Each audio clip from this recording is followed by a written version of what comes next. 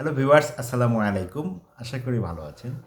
আজকে কোরিয়ান ভাষার একটি ব্যাকরণ কুল বা রিউল খত খাতায় নিয়ে আলোচনা করব।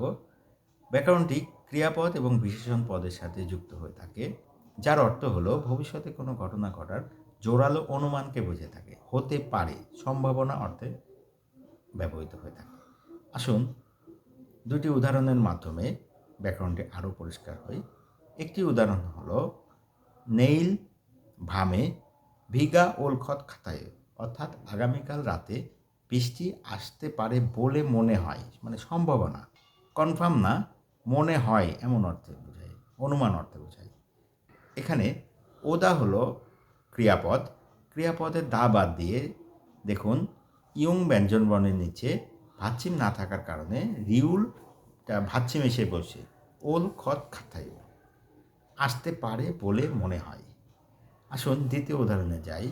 দ্বিতীয় উদাহরণটি হলো নেইল আচ্ছিমে সিজাংয়ে খালখত খাতায়ও, অর্থাৎ আগামীকাল সকালে বাজারে যেতে পারি বলে মনে হয়।